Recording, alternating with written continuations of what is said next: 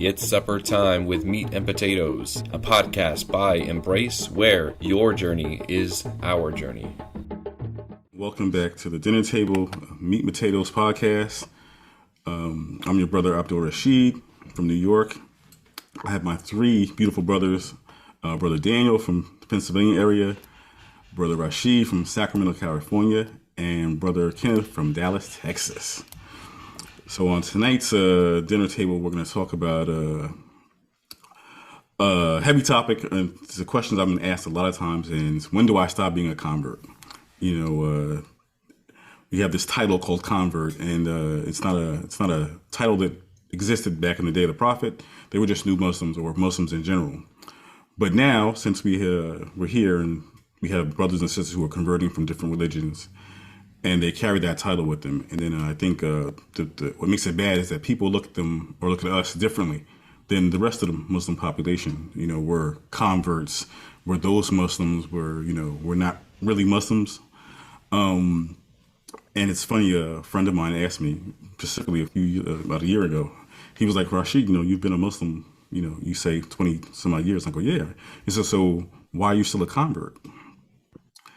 And I had to think about that, and I was like, wow, why am I still a convert? And my immediate reaction was, I'm always going to be a convert. Convert's who I am, it's part of who I am. And then the more I meet other Muslims who are aware of the struggle of converts, and they don't look at me with a slanted eye, I think to myself, maybe it's time, to let go of the title, or to ease the title. Because, for instance, I was at a gathering last night, and I think we didn't use the title, we didn't use the word convert that much. We just put Muslims. We were just new Muslims, or this is my brother, this is my sister, and maybe because they were different, because they were very welcoming and very loving to us, it didn't make a difference. And I never felt like it was something that was separating me from the other Muslims in the room. So even now, I still think about it. I'm like, so when do you stop being a Muslim? Like, I think people are going to judge you no matter what, based on, the eye test. If you don't look Muslim enough, or you don't sound Muslim enough, or you don't speak like a Muslim, they're going to treat you however they're going to treat you.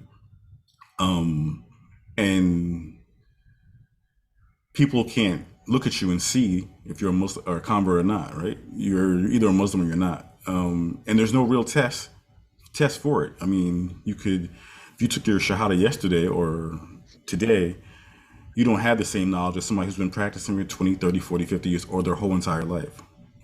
But it doesn't make you any less of a Muslim. Once you say, La ilaha illallah, Muhammad Rasulullah, that's who you are, right?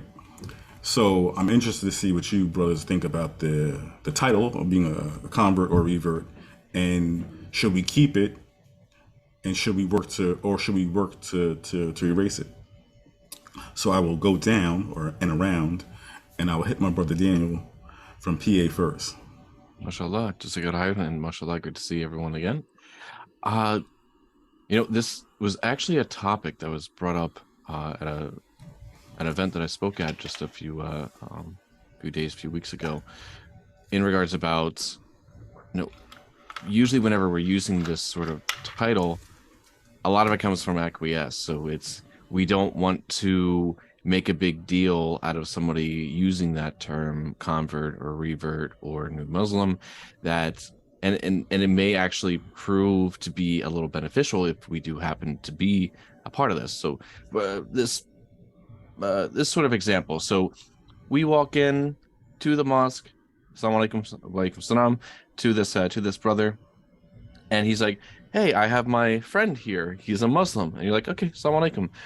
Is very different than the reaction you would have if he would say, oh, this is my brother here. He's a new Muslim. And you're like, you're like, oh, Assalamu alaikum wa rahmatullah. Do you need anything? Do you need a Quran? Do you need some study materials? Do you need this online website that I've used when I was becoming Muslim? Are you picking up the Arabic language and whatnot? What can I do to help you? Because I've been a part of that struggle. New Muslims, reverse, converts, whatever term you want to use, know how to, I think, address the needs and the issues regarding people who don that sort of title, but it does eventually get to that point when you feel comfortable, inside of your religion, where you're saying, I'm practicing just as well, or living up to what I feel is the lifestyle of a Muslim, that now, I want to be like everyone else in a way, or I don't want to be distinguished as that a new or fresh Muslim that's inside the mosque. I don't want to make that sort of impression that I'm different or special just because I accepted Islam. I'm a Muslim just like everybody else that I line up with in order to pray. And I think this is all, it's very personal, and I don't think there's ever a litmus test that's going to be so straightforward of like, oh, it's 1 year, it's 2 years, it's 5 years, it's 10 years, it's 20 years. Even subhanAllah, astaghfirullah, I've met somebody who was a Muslim for over 10 years and still was struggling with Al-Fatiha. Now that is that person's personal struggle. But it also kind of shows like, okay, but if it's been 10 years, brother, subhanAllah, like, we gotta buckle down. You gotta make that commitment and make that point. But in the same right, what are we doing to help that person? And in the same case, do we still consider this person who's been a part of the Islamic faith, who says La ilaha illallah Muhammad Rasulullah sallallahu alaihi wasallam, still a new Muslim if they still haven't picked up this sort of knowledge and whatnot, and application, and pray the prayers that we're supposed to have, and fast the way we're supposed to fast. Again, very personal to it. But I have a fantastic term that was shared with me during this event that I didn't come up with, but mashallah, I think this is a perfect way, and I don't want to break it out yet. I want to swing it in later. So I'll pass the torch over to the next speaker, the next brother who's here, inshallah. All right, big brother Rashid, what say you? Oh, bismillah. Now that was a good teaser there, brother Daniel. Mashallah. I know, right? It's just patient. Yeah, I'm definitely gonna. I'm gonna listen. Here's a good whiff of a delicious meal. Exactly. I love it. I'm definitely gonna tune in now for the next 20, 30 minutes and to hear that one. Alhamdulillah. Bismillah. The word convert, I think, is kind of good and bad. I think it's got some good sides to it, and some bad sides to it. On the good, well, I'll just sort of mix them together just in my conversation here. I think it's an issue sometimes when you embrace Islam, and like I did over 20 years ago, and like I said, I grew up, my dad being Muslim, but am I a convert still? I've been Muslim for over 25 years. Am I still a convert? And I think what we've done is made that word sort of an identifier, right? It's okay. I'm not born Muslim. I am a convert. I went from not being a Muslim and I took my Shahada and boom, I became Muslim. So it's an identifier to say that we've actually gone through that experience. The downside is sometimes people want to equate the word convert, the identifier, with the level of knowledge that a person has. They want to say, oh, you're a convert. Oh, you must not know very much. What can I help you with? Well, I've been Muslim for over 25 years, so there's a fair amount of information that we know. And as Brother Daniel said, there's some folks that are still struggling with Al-Fatiha. And alhamdulillah, that's a beautiful thing. They're just trying to step closer to Allah and learn more about the religion. So that's all good stuff. But sometimes a convert can know more than someone that is born Muslim. So I think it's very unfortunate that people want to put the word convert with how much information you have in your brain about the religion, or how often how you practice, or how deep your practice is. And so that to me is what makes it really, really sad. On the other side of it, I like the word convert because when someone says that to me, I know what kind of struggles they may be dealing with or have dealt with, whether they've been Muslim for 5 days or 50 years. I know kind of where they're coming from to an extent. So there is some benefit, and embrace, we're here to to put programs and events and other things as well for the convert population. And I want to say the word convert, and I want to include these people as well. Someone could be born Muslim, but maybe they're just starting to practice. You know, maybe their parents are from, I'll just pick up a random country, Afghanistan, Pakistan, who cares? They could be born into that family and they never had the need to take the Shahada because they were born Muslim. But for 25 years, they've never practiced their religion. Okay, now they're starting to practice. Well, okay, they're, to me, a new Muslim. They're doing the same thing that someone who just took their Shahada is going to be doing. Learning Al-Fatiha, learning of the surahs, learning how to pray, what are the holidays, the left hand, the right hand, all these things that we are learning as new Muslims, those people are also learning that as well.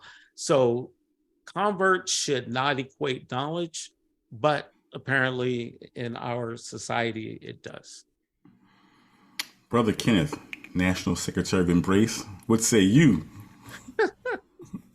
All right, Bismillah, walhamdulillah, wassalatu wassalamu ala rasulillah. So, inshallah ta'ala, I'm going to try and not to speak too long because I have a lot of thoughts on this subject. There are a couple of points that you brothers made that I agree with. A couple of points I don't fully agree with, but alhamdulillah, that's fine. You know, we're here to have a good discussion. You know, we're all civil here.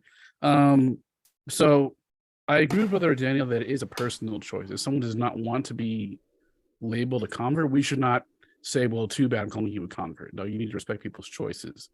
I also agree with Brother Rashid that there is this stigma of equating the term convert with new Muslim, and they are not necessarily the same thing.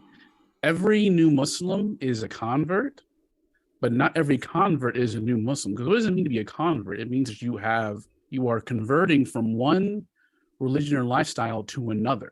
You're leaving what you originally were on and transitioning to a different religion in terms of the religious context. That does not mean that you're brand new and you don't know anything. It means that you converted from a previous lifestyle. And someone who is 15, 20, 25, 40 years Muslim, in my view, yeah, they're a convert, but they're definitely not new Muslims. They've been Muslims for a long time, and probably no more than your average Muslim. And so we do have this stigma in the community that I do think needs to be addressed. But in my personal view, I believe that the term convert, we as those who did convert to Islam, we should own that label. And see that label as a term of endearment and empowerment. Because what does it mean when you're a convert? It means that Allah chose you, despite living, especially those who are Americans, despite living in a non-Muslim country, being in a non-Muslim family, living in a country that has an overall negative perspective of Islam, despite all the odds, Allah subhanahu wa ta'ala chose you to be upon the right path. As a convert, your experiences are very fundamentally different than those who have been raised Muslims. With all due respect to Brother Rashid's point about those who may have been raised in a Muslim family, but didn't really start practicing until later on, and they had to start learning the religion from scratch. Yes, there is a level of similar experiences there, but I would argue that in their point of view, they at least have some type of familiarity with Islam. They have some form or level of exposure to Islam, so to speak, due to having a Muslim family or a family from a Muslim majority country. But those who are American Muslim converts, you had, for the most part, generally speaking, of course, it's different, person to person, but generally speaking, you've had virtually no exposure before you start actually learning about the religion and then ultimately taking that step. So to me, taking away the label convert or saying that, I no longer want to be referred to as a convert, I mean, first and foremost, let's take it out of the way. No one is saying go up and say, hey, Assalamu alaikum, I'm a convert. No, you're a Muslim. That's not at all what I'm saying here, and that would be kind of silly if you're going around saying, oh, call me convert. No, but that fact, I think, is not going to go away simply because you don't want to be referred to as one. Even if someone doesn't say you're a convert, for example, if you're like me or Brother Daniel, we have American names, or they see how we look, people are going to assume you're a convert anyway. So even if we say, I don't want to be referred to as a convert, that perception, I think Brother Sheep mentioned this, that perception is not going to go away.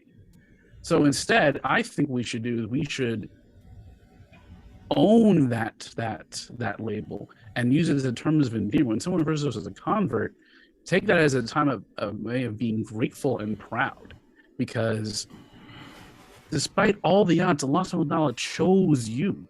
He chose you to be upon this path. And you, being a convert, you go through a lot of very unique struggles.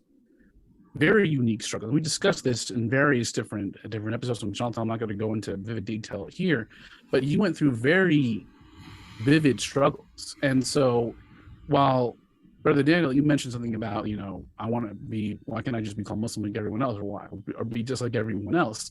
As a convert, you're not like everyone else, though. Your experience with the deen is completely different, and that's a beautiful thing. And so, in my view, this is a term that we should embrace. We should, and a term that we, a label that we should, feel proud by, not feel ashamed of. But that's just my view. And so I have more thoughts as well. But just like Brother Daniel, I'll express them as the conversation continues, inshallah. But here, I'll give the fork back to Brother Abdul Rashid. So those were all interesting and great points, especially the points you made, Brother Kenneth. And it's funny because all the converts who I know who are well versed and they're versed and well knowledge about the deen. No one really refers to them as converts. They're just who they are. And I think you can think about, any of the famous people we follow, whatever. Very few of them use the word convert when describing themselves, or when other people refer to them. They're just whoever they are, until they themselves go, "I'm a convert, and this is how my story started." Yada yada yada.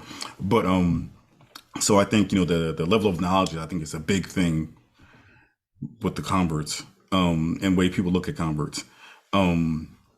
So I think, I wouldn't be here if it wasn't for this organization, Embrace, which is a convert care organization, right?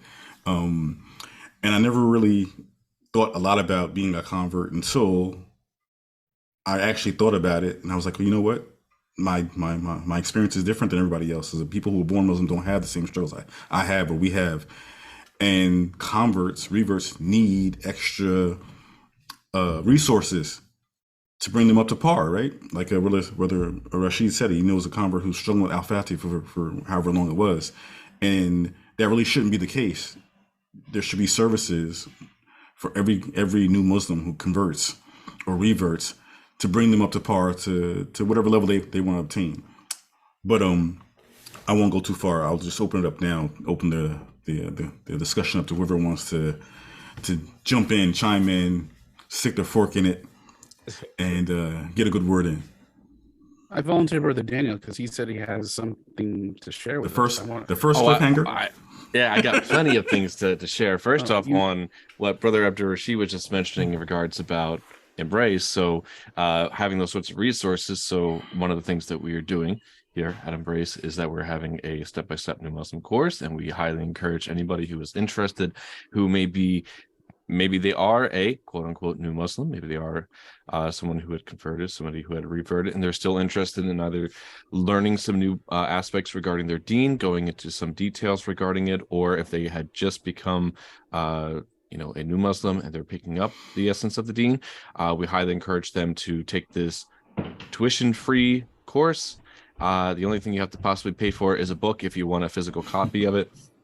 And if you happen to come across this at a later date, inshallah, we'll be hosting this biannually, twice throughout the year. Inshallah, it's been a great success. We've seen some wonderful brothers and sisters come and go, and we hope to continue that sort of thing. But on that note, regarding Embrace, plug, brother. Alhamdulillah, mashallah. No shame at all. No shame. Hope to see you there. He sold that book. He sold the book. Yeah. Brother Kenneth, being the National Secretary of Embrace, Embrace is a convert care organization, but one of the aspects regarding this is we are using the resources, the tools, and the management and whatnot so that we can help integrate the new Muslims or the people who are converts into the societies and into the neighborhoods and into the mosques that they are most familiar with. And why is that? It's because of that certain disconnect that does exist because of, as you know, Brother Rashid was mentioning, that there's this sense of new Muslims don't have this knowledge, or there's this aspect that there's a difference in between maybe understandings, cultures, preferences, or whatever the case may be, because this is the reality of the new Muslim, of the convert, of the revert, right? Right. And no, I think that's a fair point. However, counterpoint. I two points. First is I think the primary reason that converts are disconnected from the masajid is not necessarily due to their lack of knowledge or the stigma that converts don't have enough knowledge of the deen. I actually think it's mostly because our masajid, generally speaking, there are some exceptions, of course, are very culturally divided, right? Our masajid are very culturally divided. You have your Pakistani masjid, you have your Desi masjid, you have your Somali masjid, you have your Afghani masjid, your Turkish masjid, so on and so forth. So where there's really no room for those who don't fit that cultural paradigm. And so I think that plays a key role. I do think lack of knowledge or that stigma does play somewhat of a role, but I think the key role is a cultural divisions. But number two, yes, you're right, that part of Embrace's goal is to help converts, new Muslim reverts, whatever label you prefer or don't prefer, to help them integrate into the overall Muslim community. But I don't think integration necessarily equals destroying of labels. I'll give you guys a perfect example. So we know about during the time of the Prophet ﷺ, there were two groups of Muslims: the Muhajirun, those who immigrated from Mecca to Medina, and the Ansar, those who were originated from Medina and served to help the Muhajirin integrate into the community. Allah subhanahu wa ta'ala himself gives labels to these groups in the Quran. He calls them, the Ansar and the Muhajirin, but they are brothers to one another. So Allah subhanahu wa ta'ala himself uses these labels to differentiate these groups due to the different experiences, but they were still integrated. They were still one community. So while they did have labels that highlighted the different experiences they had, they were still one ummah. The Prophet ﷺ never told them, don't use those labels, that these labels don't exist. Allah subhanahu wa ta'ala himself used those labels. And while there's one famous incident where there was almost a division between the two parties because they were using those labels as a means of division, the Prophet then checked them and told them, that's some jahiliyyah mindset you guys have. He put them in check. But he didn't make them get rid of those labels because those labels highlighted their unique experiences and roles within the community. So I think we're able to strive to have one community while upholding our unique experiences. MashaAllah. Yeah, I just want to add into and also just sort of piggyback something that was said earlier about owning the label convert, because that's going to always be with you. I mean, I think to answer the question, when do I stop being a convert? I think that's forever. We're ever going to be considered a convert, and that's not necessarily a bad thing at all, because that puts you in a certain place and it identifies you as being a certain way, and the experiences that you may or may not have dealt with dealt with in life. And even at the time of the Prophet Sallallahu Alaihi Wasallam, all of the people back in Mecca, Medina, a lot of those people, they were converts themselves. We're talking about major Sahaba and whatnot. These are people that were very close to the Prophet Sallallahu Alaihi Wasallam, and all of them were people that ended up converting to Islam. So this is a title I think that we should wrap our arms around, and we should enjoy it. We should love it. We should know it. When we see a flyer and it mentions the word convert or revert or new Muslim, we know that that's going to be for us. We know that that event is going to be targeted for us. And so that may be something that that we are interested in. So by all means, but at the same time, just know and understand and have it in your mind that sometimes when people hear that word convert, revert, new Muslim, their brains are going to think of certain things about you. And that's okay. I'm not saying that's bad, but just know that that's the reality of life. And as long as you're mentally prepared for that, the things that may be said to you, done to you, not done to you, or not said to you, you're going to be prepared for that. And it's not going to be, it's not going to be a big deal. Yeah, so I think those great points. I think, like Brother Kenneth said, culture has a lot to do with it, right? Even in the area I live in, there's 1, 2, 3, 4, maybe 5 mosques. And I happen to go to the only one that's African American convert. I guess, yeah, well, mostly there's a lot of converts go there.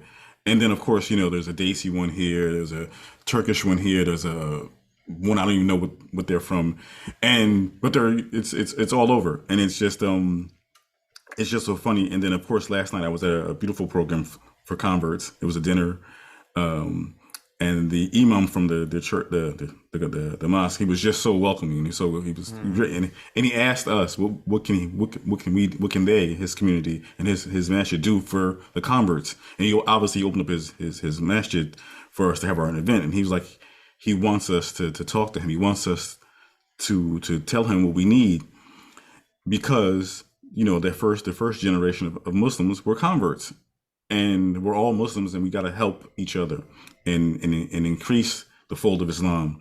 And it's obviously it's a point of dawah for the rest of the world. We can use that. So I know, for me, I want to keep the word. I want to keep the title. I love it. Like Brother Kenneth said, it's a term of endearment. Maybe when I die, they'll say Abdul Rashid convert someplace. We'll put that in your will if that's what you want. Yeah. No matter how big or how small I ever get in this world or whatever, I want people to remember that I did convert, and I love being a Muslim. I love being a convert, and I love helping other converts. So, yeah, I mean, I know a lot of people would like us to just get rid of it because they think it's divisive, but I don't think it is. I think it's quite the opposite. Yeah, absolutely. And again, I want to just reiterate what Brother Rashid said, and that is, like, even if you don't use the label, people are, especially if your name is American, like mine, Brother Daniel, you don't change your name, or if you're just not, if you're African American, if you're Caucasian, if you're Hispanic or what have you, people are going to assume you're a convert anyway. So even if you don't use the label, or you say, don't call me that, that label is not going to go away. People are going to assume that. And yes, people are going to assume your level of knowledge based off of that. And that's why I think we have to take back the label and own it. And that's why, part of Embrace, what we want to do is we want to create leadership from amongst the converts to kind of change that stigma and that perspective that, hey, converts are not just, new Muslims. They need to have their hands held very specific way. Converts are a resource. The converts are, integral part of our communities, and they are not just something people take care of. It instead, people that can uplift the community as a whole. Absolutely. So we're coming close to the end of our dinner, so it's time for our favorite part of the meal, the dessert. So I'm going to let Brother Kenneth start off. All right. So I guess inshallah ta'ala for tonight's dinner, I'll bring in some delicious homemade fudge brownies. I love brownies. All right. Brownies are delicious. So so my closing thoughts is again, when it comes to the convert label, when do we stop being a convert? I think we've already kind of mentioned here, that label will never go away. Just like, for example, I give an example that's on a much higher level than this, but we know, like, for example, the African American experience, right? There was a time where it was considered inappropriate to say black or say African American, just so you know. No, it was racist to mention anyone's race. But if we've noticed in the past decade, that perspective has changed, where now it's more of, we should acknowledge and should recognize when someone is African American or Black American, because their experience as an American is completely different than someone who is a white American. And when you deny that label, you're denying their experience, you're denying, what they went through. And so while that's, again, a much higher level of importance than, convert or not using that label convert, the overall message, I think, is the same, that when it comes to being a convert, when you deny yourself that label, you are denying your experience, how you found Islam, how Islam changed you. And so in my view, again, this is a label that we should embrace, see as a term of endearment, and make it a label that was something we can be proud of. Wow. Brother Rashid, what you got? All right. I'm going to come with my standard this time around, a little bean pie, but I'm going to add to it. Alhamdulillah, I got to get the bean pie. But I'm going to add just a little vanilla ice cream. Just a little bit of vanilla ice cream. So you can go a la mode if you want to. I'm salivating already, brother. I'm salivating already. Alhamdulillah. I guess my parting words is that use the word convert to open doors with other people as far as communication. Because if you see someone that you're at the masjid, right? It's Friday, it's Juma, and someone just takes their shahada. Right after they get all the hugs and everything from everyone, you can walk up to that person and say, hey, I converted to Islam as well. That's just one way that we can use to open up that door, because the person who just took shahada is going to be like, oh, they understand my struggle. They understand what I'm going through. They understand what I'm going to be going through in the future. There's a way to use that word, I think, to open up doors of communication and strengthening some bonds. And I think sometimes we're going to end up surprising people if we open up that door of communication, because sometimes people will hear the word convert, and again, they're going to assume that your level of knowledge is absolutely none or very limited. But if you're inadvertently, not intentionally trying to brag or anything like that, but it's clear to the other person you're talking to that you know something about this deen, over time, that has to have an impact on other people. They may start to think, oh, wait a minute now, every single convert that I meet doesn't necessarily mean they're a new Muslim. It doesn't mean that they don't know anything. So maybe I need to get rid of that stigma. And over time, the word convert is going to carry the weight that it should carry, and some of those stigmas are going to go by the wayside. But embrace it, own it, run with it, and use it to attach yourself to other people. Inshallah ta'ala. Brother Daniel, what you got for us tonight? Mashallah. Well, one of the joys in regards about being a convert, revert, new Muslim, by being this and being introduced to the cultural shock, like, this is a personal thing for me, maybe, like my eyes of the entire world were really opened up, getting to see different sorts of cultural happenings or practices around the world and whatnot. One of the great things that I got to discover was the type of food that different cultures and places had prepared for one another, whether it's like Moroccan tandoori dishes, or it's Egyptian kunafa, or if it's here the like the Pakistani Indian rice pudding.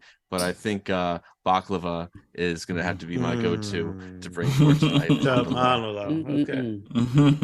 So with this baklava, alhamdulillah, the sweetness that I want to leave. And so here's the thing.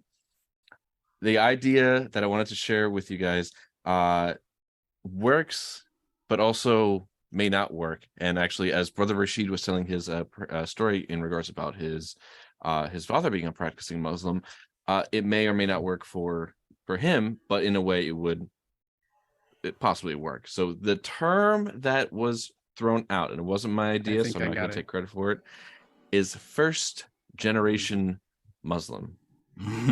Because that has such an integrity and ingenuity into it. Like, it's establishing, I am a Muslim and I plan to make so many more Muslims after me.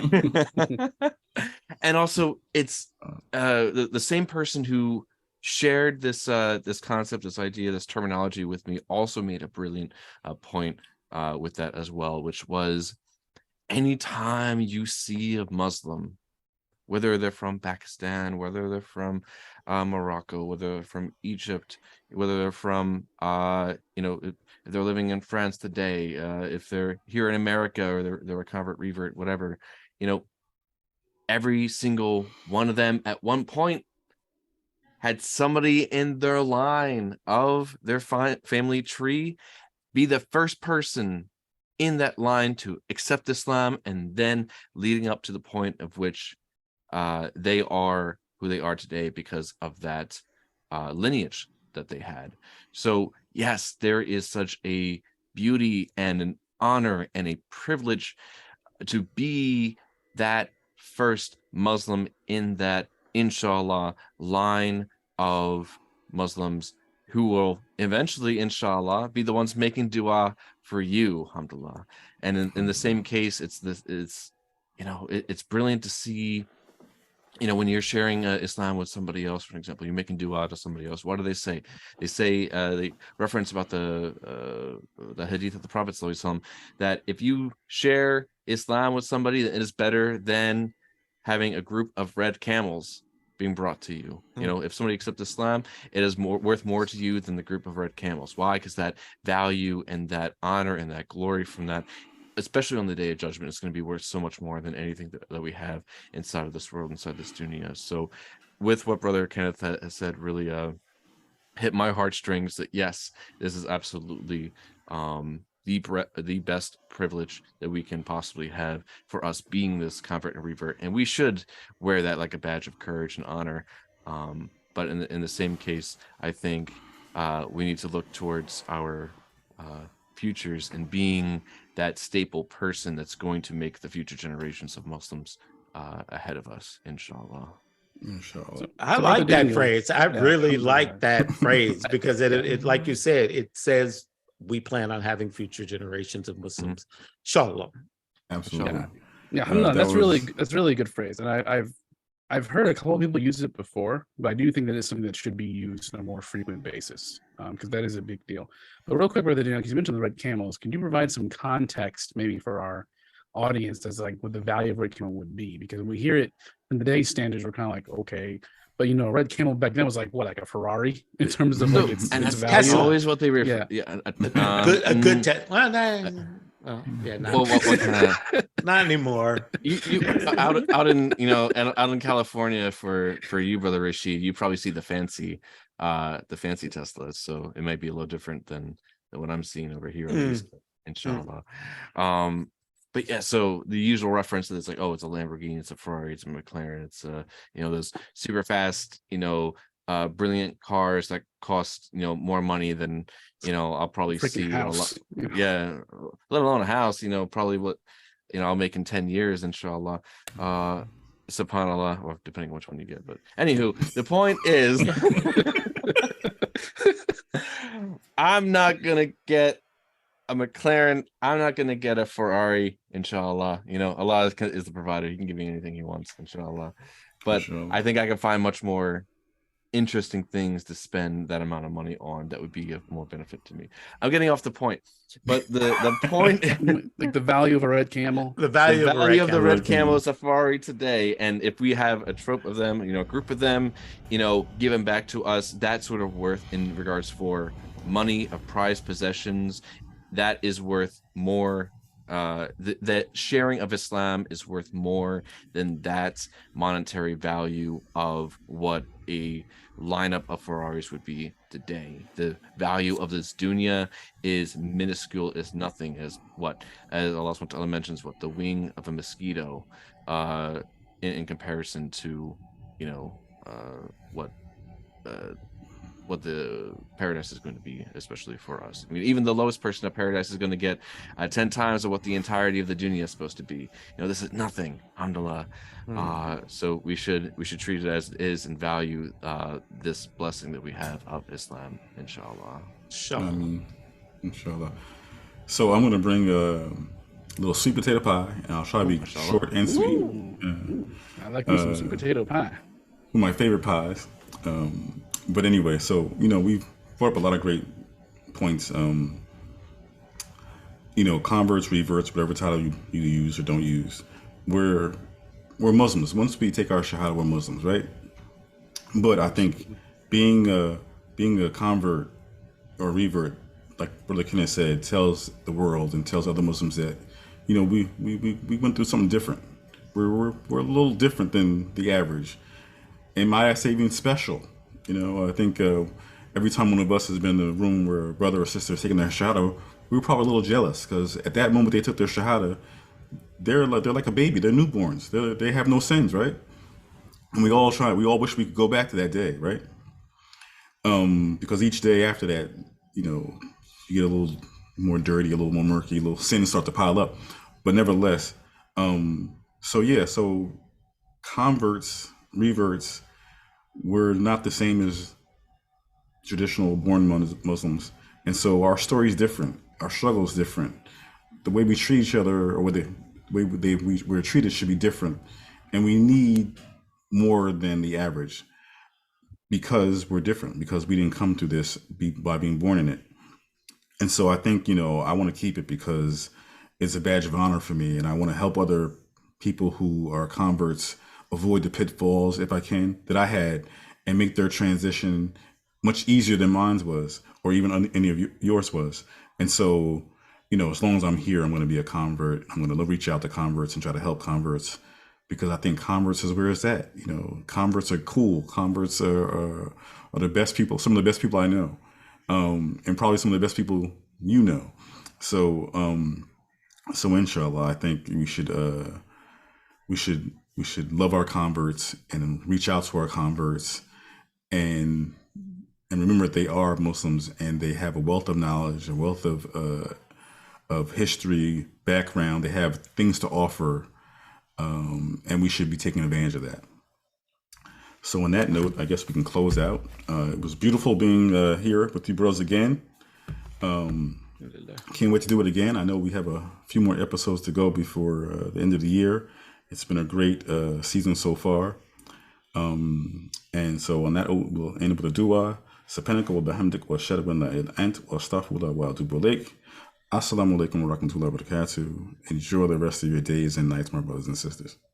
Wa alaikum assalam wa rahmatullahi wa barakatuh. Good sweet potato pie. Meat and Potatoes is a podcast by Embrace. Embrace is a comprehensive convert care and empowerment organization dedicated to providing Muslim converts with social and educational spaces that encourage growth, shape their Islamic identity, and equip them with the tools they need for their lifetime journey. To learn more, visit us at www.embracereverts.org.